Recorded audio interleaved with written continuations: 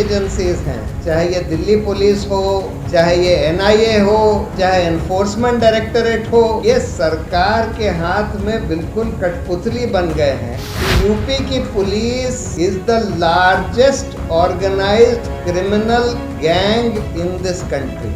Delhi police, NIA, ये सब इस देश के बड़े बड़े ऑर्गेनाइज्ड क्रिमिनल गैंग्स बन गए हैं। सीसीटीवी कैमरे तोड़े गए पुलिस के द्वारा, जिससे कि वो जो गुंडागर्दी कर रहे थे वो सामने ना आ पाए। रूल ऑफ लॉ की तो धज्जियां उड़ा रहे। पुलिस का इन्वेस्टिगेशन बिल्कुल बेईमानी से, मेलाफाइडी तरीके से, जैसे कि क्रिमिनल गैंग की तरह ये पुलिस ऑपरेट कर रही है।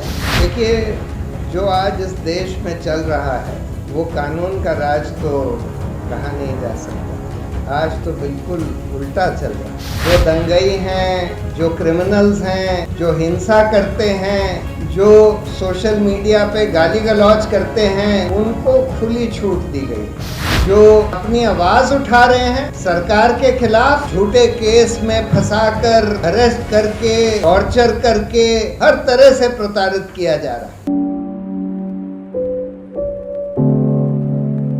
एक्टिविस्ट हैं, स्टूडेंट्स हैं, जर्नलिस्ट हैं, जो न्याय के साथ खड़े हैं और जो सच के साथ खड़े हैं, और जो आज जिनको अरेस्ट करके, प्रोसिक्यूट करके जेल में डाला हुआ है, मार पिटाई उनके साथ करी गई है, टॉर्चर किया गया है, मैं इस देश की तरफ से, इस व्यवस्था की तरफ से उनसे क्षमा मांगना चाहता हूँ। और उन लोगों को और उनकी फैमिली को मैं बधाई देना चाहता हूँ कि इतना प्रताड़ना के बाद भी वो लोग इतने ज़ोर से खड़े हुए हैं। बहुत बड़ी बात। देखिए, जो आज इस देश में चल रहा है वो कानून का राज तो कहा नहीं जा सकता। आज तो बिल्कुल उल्टा चल रहा है। जो दंगई हैं, जो क्रिमिनल्स हैं, जो हिंसा करते हैं, जो सोशल मीडिया पे गाली गलौज करते हैं, उनको खुली छूट दी गई है। और जो लोग न्याय के लिए, दूसरों के हक के लिए, अपने हक के लिए, दूसरों के हक के लिए अपनी आवाज़ उठा रहे हैं सरकार के खिलाफ, उनको झूठे केस में फंसाकर, अरेस्ट करके, टॉर्चर करके, हर तरह से प्रताड़ित किया जा रहा है। और इसमें हम देखते हैं कि ये जो पुलिस एजेंसीज हैं, चाहे ये दिल्ली पुलिस हो, चाहे ये एनआईए हो, चाहे एनफोर्समेंट डायरेक्टरेट हो, ये सरकार के हाथ में बिल्कुल कठपुतली बन गए हैं। और सिर्फ कठपुतली ही नहीं, मतलब ये लोग, मुझे तो वो याद आता है जो 50 के दशक में, 1950 के दशक में जस्टिस ए.एन. मुल्ला ने इलाहाबाद हाई कोर्ट में बैठे हुए बोला था कि यूपी की police is the largest organised criminal gang in this country. वो बात आज 100% ट्रू है, और सिर्फ यूपी की पुलिस के लिए नहीं, दिल्ली पुलिस, एनआईए, ये सब इस देश के बड़े बड़े ऑर्गेनाइज्ड क्रिमिनल गैंग्स बन गए हैं, जो कि रूल ऑफ लॉ की तो धज्जियां उड़ा रहे हैं। और दिल्ली पुलिस का जो हम लोगों ने रवैया देखा, चाहे वो जेएनयू वाले इंसिडेंट में, चाहे वो जामिया के इंसिडेंट में, चाहे वो दिल्ली राइट्स में, चाहे वो किसान आंदोलन के प्रोटेस्ट में, कि पुलिस ही हिंसा करती है, करवाती है, हिंसा करने वाले लोगों को प्रोत्साहन देती है। जेएनयू में पुलिस के पूरे संरक्षण में गुंडों को घुसाया गया। पूरे संरक्षण में गुंडों को बाहर निकाला गया जब वो मारपीट कराए स्टूडेंट्स और टीचर्स के खिलाफ। जामिया में पुलिस ने ही जाकर स्टूडेंट्स को लाइब्रेरी में जाकर सीसीटीवी कैमरे तोड़ तोड़ कर स्टूडेंट्स को वहां पीटा।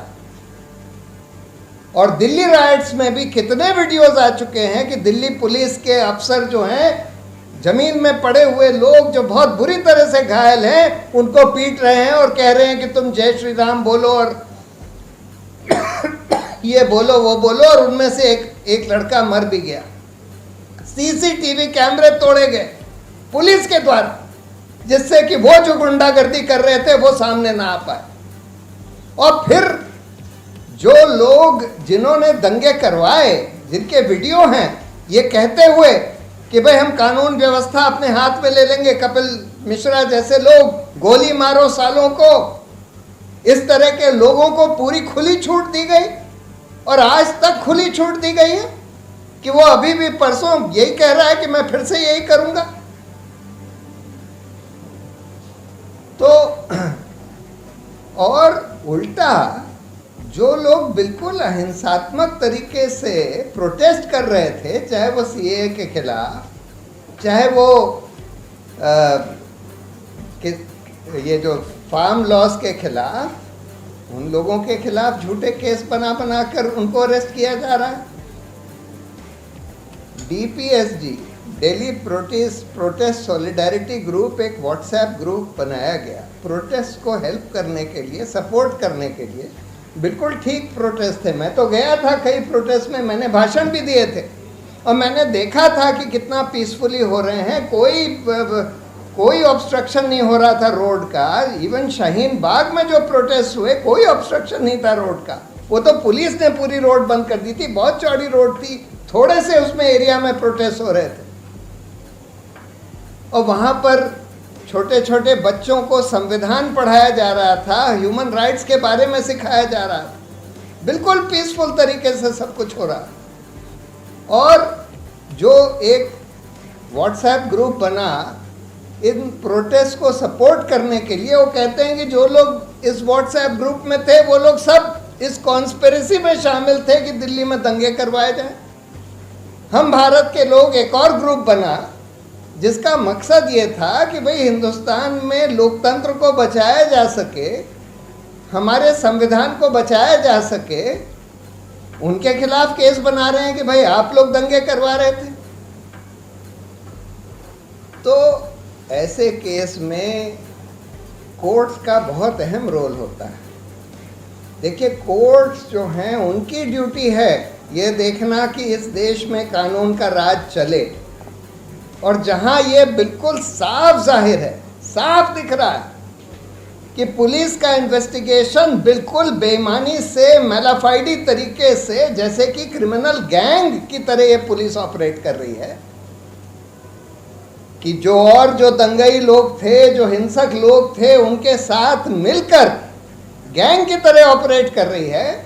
और जो उन्होंने वायलेंस करी पुलिस ने, जो उन्होंने अपराध किए, उसकी जांच वो खुद करेंगे। कहते हैं कि हम JNU का कुछ नहीं पता लगा पाए, जामिया का कुछ नहीं पता लगा पाए। तो ऐसे सिचुएशन में कोर्ट्स की ड्यूटी ये थी कि इस इन्वेस्टिगेशन को दिल्ली पुलिस के हाथ से लेकर और एक स्वतंत्र SIT को दे देना चाहिए था।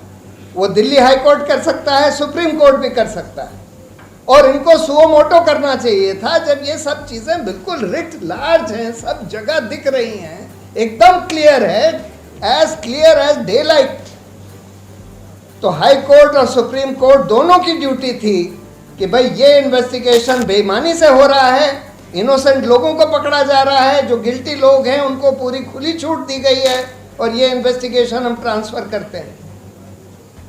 हर्ष मंदर ने एक केस भी फाइल किया कि भाई कम से कम कपिल मिश्रा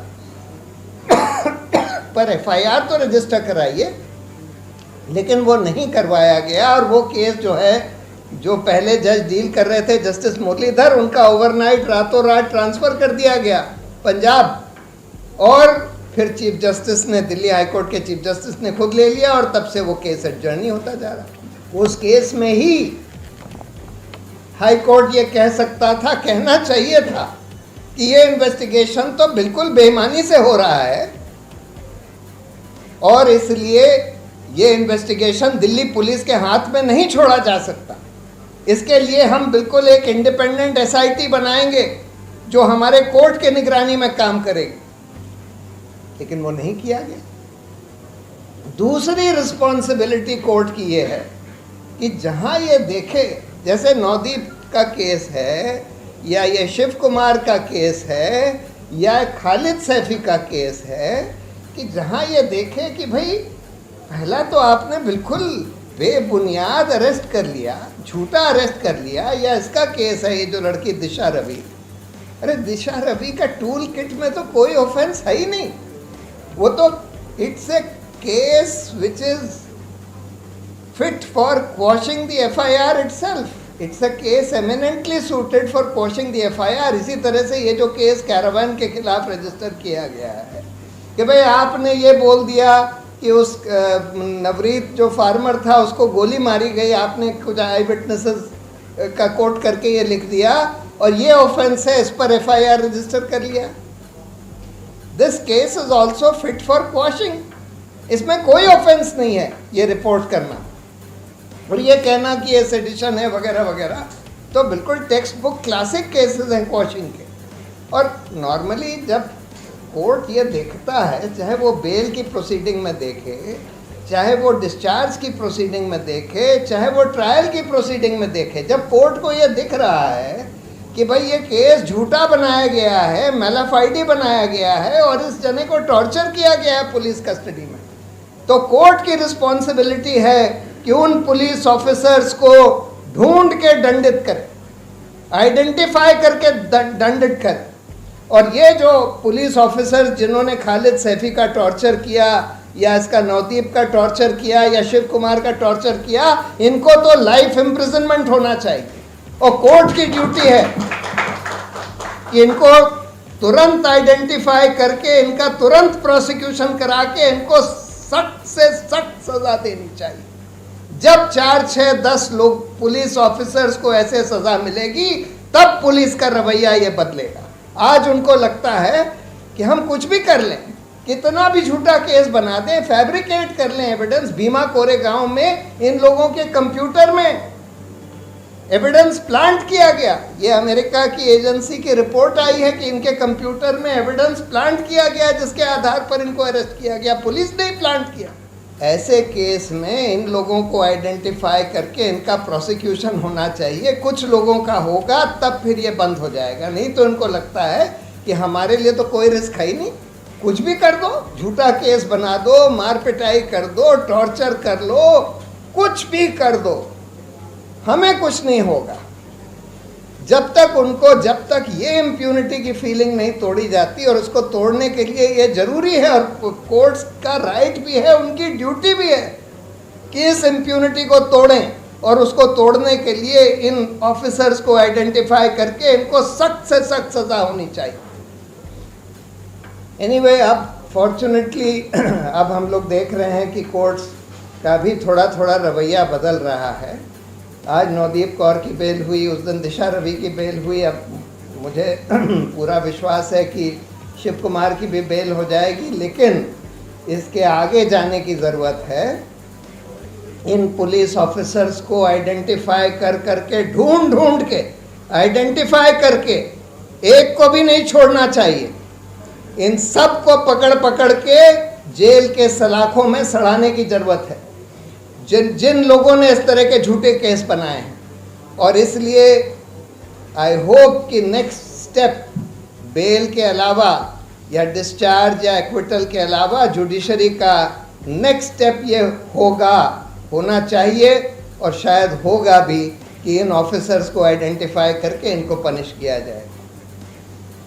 और देखिए, इस देश में इतना ज़बरदस्त फैसिस्ट असॉल्ट हो रहा है, हर तरह से डेमोक्रेटिक वैल्यूज़, डेमोक्रेटिक इंस्टीट्यूशंस को क्रश करने की कोशिश करी जा रही है। लेकिन इसके बावजूद इतने सारे लोग खड़े हुए हैं जर्नलिस्ट खड़े हुए हैं, एक्टिविस्ट खड़े हुए हैं, फार्मर्स खड़े हुए हैं, स्टूडेंट्स खड़े हुए हैं। बहुत बड़ी बात है, बहुत बड़ी बात है। इतने रिप्रेशन के बाद भी लोग खड़े हुए हैं और मुझे पूरी उम्मीद है कि ये जो दौर है फांसीवाद का, ये अब जल्दी ही ख़त्म होगा इस देश में।